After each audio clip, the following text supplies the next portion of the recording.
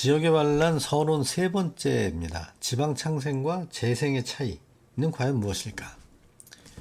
지방창생이라는 말은 일본에서 만든 신조어입니다. 우리나라에서 도시재생이라는 말을 많이 사용을 하죠. 이게 완전히 다른 개념이라고 볼 수가 있습니다. 즉 창생은 새로운 것을 만들어내는 것이고요. 재생은 기존의 것을 되살린다. 이런 뜻이 강한 것 같습니다.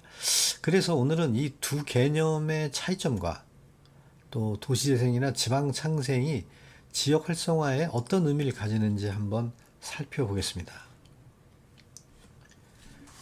지방창생이라는 단어는 2014년에 일본 아베 정권 때 탄생된 신조어입니다. 그래서 그 이후에 한국에서도 사용이 됐습니다만 제가 2019년 첫 역서인 지역창생과 지역활성화 전략을 출간 당시에 이 지방창생이라는 단어에 다소 반감이 있었습니다. 간단히 얘기하면 그런 겁니다. 왜 하필이면은 지방창생, 그것도 일본의 용어를 쓰느냐, 이게 주된 핵심이었습니다. 마침 또 그때 노노제 한참 피크였었습니다. 그래티어를 찾으려고 굉장히 고민을 많이 했습니다. 근데 적정한 용어를 찾지를 못했습니다. 근데 다행히 지금은 창생이라는 단어가 조금 자연스럽게 사용되고는 있는 것 같습니다. 그래도 아직 지방창생이라는 단어를 쓰지 말자, 이런 분들도 계십니다. 그럼 창생과 재생의 의미는 무엇이냐? 창생의 의미는 좀 크리에이티브한 것, 즉 그 지역에 지금까지 없었던 새로운 것을 만들거나 실행을 통해서 그 지역의 지능을 도모한다, 이런 뜻입니다. 근데 이것도 약간의 어폐는 있는 것 같습니다. 모순이 있는 게 무조건 새로운 것만을 해야 되냐, 그런 뜻은 아닌 것 같습니다. 저도 많은 고민을 하는데 여기에 대한 명확한 해답은 아직 만들지를 못했습니다.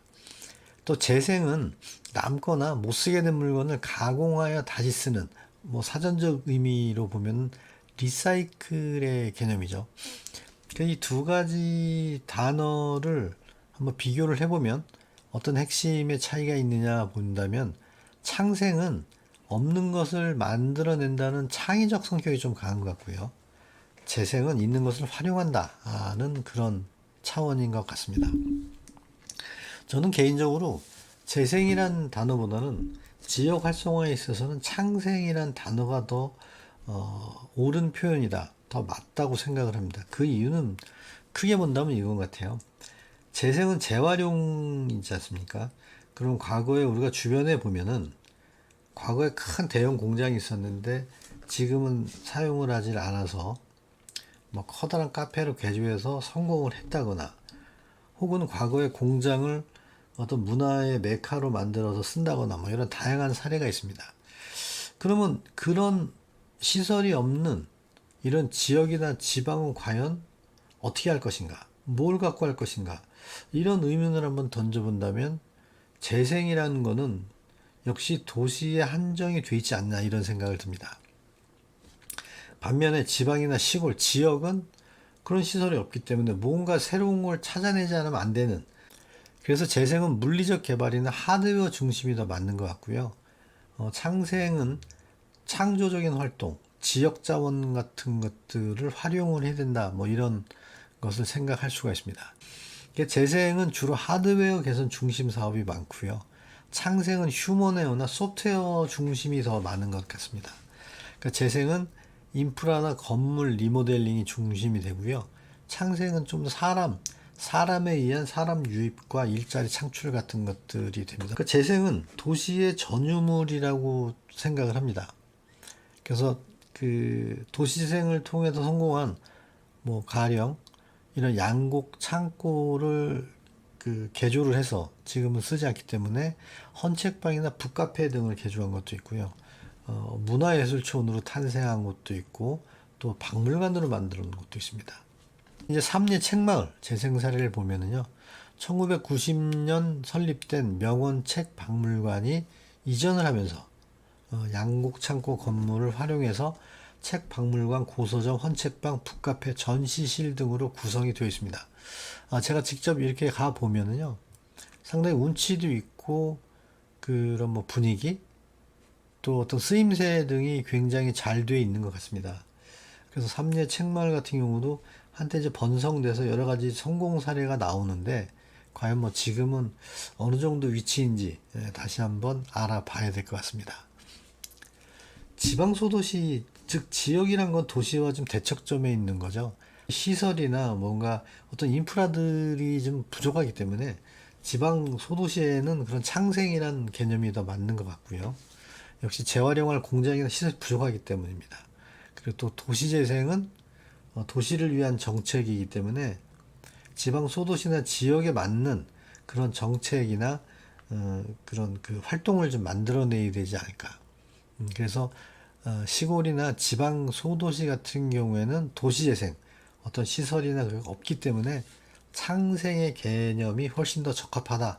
저도 개인적으로 이렇게 생각을 합니다.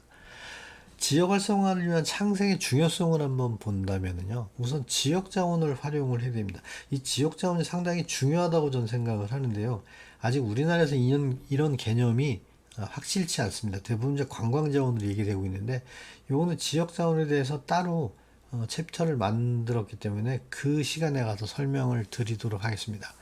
그리고 창의적 접근이 좀 필요합니다. 그래서 새로운 아이디어, 창생이라는 게 좀 새로움, 물론 기존에 있는 것도 중요하지만 새로운 것들을 통해서 지역 가치를 창출하는 것이 중요하다 이렇게 봅니다. 장기적 관점의 지역 발전을 도모하는 것들이 중요합니다. 마지막 네 번째는 가장 중요한 건데요. 지역 주민이 주도하는 활성화 전략이 필요합니다. 이게 사실 우리나라에서는 조금 약한 부분이 있는 것 같습니다.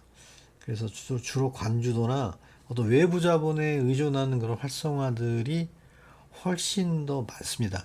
또 그것이 바로 지역 활성화의 참된 모습이다. 그게 가장 중요하다 이렇게 생각하시는 분들도 의외로 많이 있죠.